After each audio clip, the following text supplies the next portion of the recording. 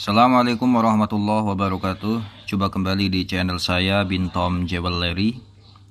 Oke, di sini kita akan membahas ya. Di sini saya akan membahas apa itu moderat, apa itu minor, khususnya pada batu zamrud. Ya, common pada batu zamrud itu kan ada yang moderat, minor, kemudian insignificant. Wah.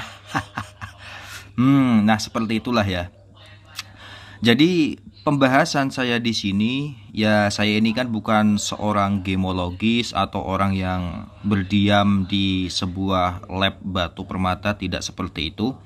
Namun saya ini hanya berdasarkan pengamatan ya, berdasarkan pengamatan dan pengalaman lah, atau belajar otodidak. Jadi andai kata bagi para penonton ini ada yang lebih berpengalaman, ya mohon bimbingannya. Ya seperti itu ya kan. Namun insya Allah yang saya bagikan di sini itu hampir akurat ya, karena saya sudah melihat secara serius, melihat atau mengamati dengan secara serius ya tentang batu permata, khususnya di bidang moderat atau minor ya. Jadi begini, perbedaan antara batu permata yang moderat dan yang minor itu ternyata kalau saya mengamati, saya mempelajari, itu dikarenakan dari yang namanya inklusi ya. Saya sebut atau orang-orang itu nyebut dengan yang namanya inklusi ya. Kemudian pertanyaannya, apa itu inklusi? Nah, jadi jawabannya apa itu inklusi? Maka jawabannya inklusi adalah suatu bentuk kotoran yang seharusnya tidak di dalam batu tersebut. Inklusi itu kan seperti ada retakan, ada bintik-bintik keputihan. Nah, itu namanya inklusi yang seharusnya tidak di dalam batu permata zamrud. Nah, seperti itu. Artinya apa? Inklusi itu adalah sebuah kecacatan ya. Ibarat bahasa kasarnya itu, inklusi itu adalah kecacatan pada batu zamrud. Namun kecacatan yang dimaksud di sini itu bukan kecacatan yang bisa mengurangi nilai si batu tersebut. Nah, itu. Kenapa seperti itu ya? Karena inklusi itu justru akan memberikan sebuah perbedaan atau bukti bahwasanya batu itu adalah batu yang benar-benar asli dari alam. Nah, seperti itu. Kemudian di sini, apa itu moderat? Jadi moderat itu kalau saya mengamati, ternyata batu moderat itu adalah batu yang mana dia itu banyak inklusinya ya. Banyak retakannya, banyak banyak bintik-bintik keputihannya ya kan, yang mana hal itu seharusnya tidak di dalam batu zamrud. Nah, seperti itu. Apakah ada contohnya? Ada. Seperti batu ini ya, ini kan moderat. Jadi kalau kita lihat secara seksama ya kan, ini saya zoom ya. Kalau kita Nah, kalau kita lihat secara dekat seperti ini, moderat itu pasti dia ada sebuah kecacatan di dalamnya, yakni yang berupa retakan atau putih-putih ya kan, atau bintik hitam yang dikit-dikit, yang sedikit itu. Nah, itu biasanya batu tersebut adalah batu kamennya moderat. Nah, seperti itu ya kan. Dan moderat itu sangat tampak sekali oleh mata. Kalau moderat itu kecacatannya bisa dilihat oleh mata telanjang bosku ya, seperti ini. Atau contoh lain ini yang belum ada memonya, ini batunya kecil. Nah, seperti ini.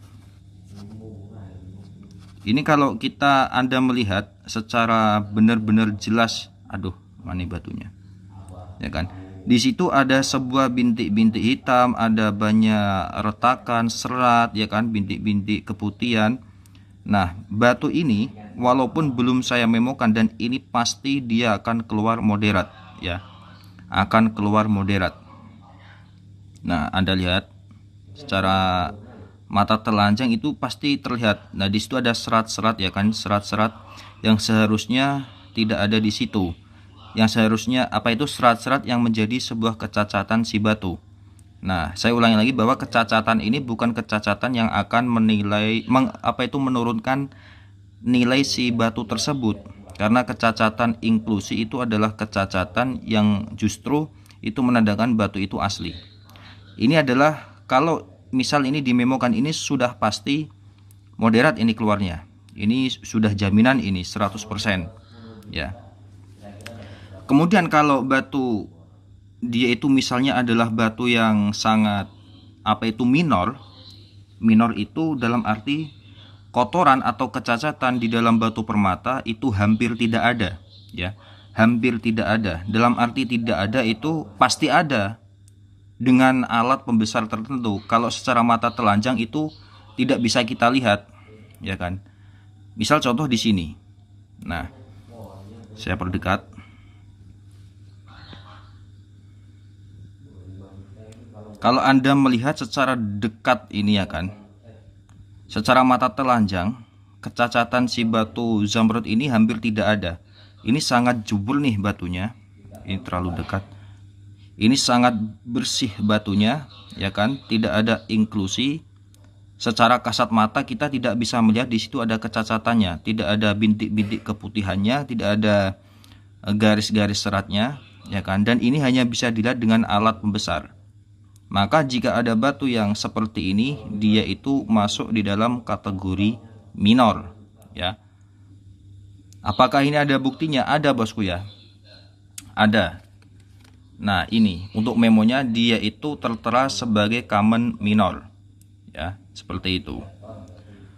Kemudian ini ya kan, ini ada contoh lain. Ini juga belum saya memokan, itu 0,80 karat. Ini batu ini secara kasat mata ya kan, secara kasat mata dia itu si batu ini dominannya bersih, tidak ada inklusi yang masuk di dalamnya, tidak ada kotoran atau bintik-bintik keputihan maupun serat-serat yang terlalu banyak ya, ini tidak ada. Nah, walaupun ini belum saya memokan, ini sudah saya jamin ya kan. Misal Anda buat memo ini di CGL atau di apapun itu, kalau GRI ya janganlah, selain itu pokoknya ya, ini sudah pasti dia akan teridentifikasi sebagai minor ya, teridentifikasi sebagai minor. Kemudian misal Anda tanya, loh bang, itu batunya kok kurang hijau misalnya, kok hijaunya itu berbeda-beda antara minor dan moderat. Jadi minor dan moderat itu tidak ada hubungannya dengan color, tidak ada hubungannya dengan warna batu ya, tidak ada hubungannya dengan warna, seperti itu.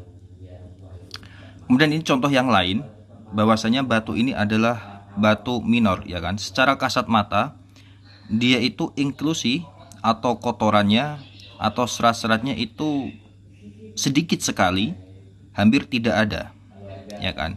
Makanya batu ini kalau kita buat memo, dia akan keluar treatmentnya itu kamennya sebagai minor, dan ini buktinya. Nah, seperti itu. Bisa difaham ya kan? Artinya apa? Dari semua ini bisa jadi akan batu yang semakin sedikit kotorannya, yang semakin sedikit sebuah kecacatannya, dia itu akan semakin kristal, akan semakin hidup batunya ya. Bisa jadi seperti itu. Dan hampir pastilah jika ada batu itu semakin sedikit kotorannya akan semakin kristal, inklusinya semakin sedikit akan semakin kristal.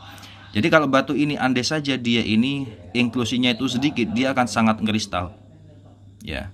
Tetapi bukan kok kalau batu moderat itu pasti tidak kristal, tidak seperti itu. Karena saya itu ada contoh lain, bahwasanya ada batu yang mana dia itu batu yang moderat tetapi dia itu sangat kristal. Nanti videonya saya taruh di sini, Anda bisa lihat itu ya kan.